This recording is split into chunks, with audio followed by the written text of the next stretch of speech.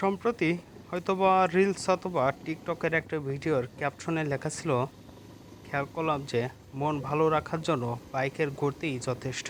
যারা আমরা উঠতি বয়সী বা এক কথায় বলে যে রক্ত গরম, তারা এই কথাটার সাথে একত্র প্রকাশ করলেও আমি পার্সোনালি একত্র প্রকাশ করতে পারলাম না। যাই হোক, বাইকের গতি কখনোই মানুষের মন ভালো রাখার কারণ হতে পারে না। কারণ যে বাইকার একটা দুর্ঘটনার শিকার হয়েছে, আসলে সেই জানে যে বাইকের গতি কতটা ক্ষতি। কথায় আছে না, যত গতি তত ক্ষতি। আপনি আপনার পরিবারকে চাপ দিয়ে একটা স্পোর্টস বাইক বা যে কোনো একটা বাইক কিনেছেন, দেন ভালো কথা। আপনি প্রথম প্রথম বাইক চালাচ্ছেন, আপনার মনে খুবই আনন্দ।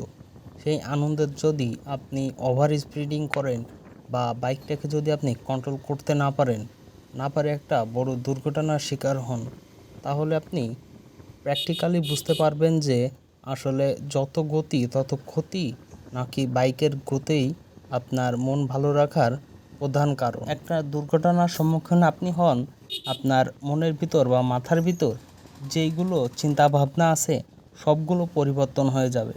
আপনি বুঝতে পারবেন যে আপনার কোনটা বেশি গতি বা কোনটা মন ভালো রাখার কারণ। আপনি যতদিনই রাইড করছেন না কেন, আপনি তো একটা সমস্যার সম্মুখীন হয়েছেন। আপনি যদি বেশি গতিসম্পন্ন হয়ে থাকেন, তাহলে আপনি বুঝতে পারবেন যে আপনার কন্ট্রোলিং বা আপনি কিভাবে দুর্ঘটনার সম্মুখীন হচ্ছিলেন। আপনার যে রাস্তায় স্লো রাইড করে আপনি যতটুকু সময় নিয়ে যেতে পারবেন, সেখানে যদি আপনার ওভার স্পিড থাকে, আপনি তো অবশ্যই দুর্ঘটনার সম্মুখীন হবেন, যদি খোদাতাল্লাহ সাথে না থাকে। এবার আপনি দুর্ঘটনার সম্মুখীন হয়ে যদি আবার বিপদে পড়েন, তাহলে আপনি বুঝতে পারবেন যে কত বড় ক্ষতি আপনার হয়ে যাচ্ছে। আপনাদের মতো উঠতি বয়সী হয়েও আমি কখনোই বলতে পারি না যে মন ভালো রাখার জন্য বাইকের গতিই যথেষ্ট। কারণ আপনি একবার বিপদের সম্মুখীন হন, তাহলে আপনি বুঝতে পারবেন যে আপনি কতটা অসহায়।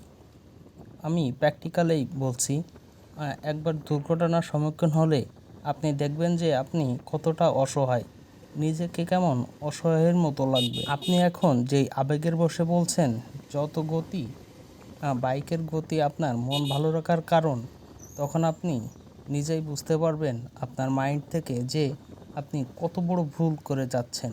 গতি বা ওভার স্পিডিং কখনোই মানুষের জীবনে কল্যাণকর হয়ে আসে না। আপনি একটা দুর্ঘটনার সম্মুখীন হয়ে আপনি হাসপাতালে যাবেন আর সেফ রাইড করে আপনি বাসায় যাবেন, তাহলে আপনি বুঝতে পারবেন যে আসলে কোনভাবে রাইড করে আপনি এনজয় করলেন। সো এতটুকুই বলে রাখলাম যে যত গতি আপনার জন্যই তত ক্ষতি। তাই সেফলি ড্রাইভ করব, ওভার স্পিডিং থেকে আমরা দূরত্ব বজায় রাখব।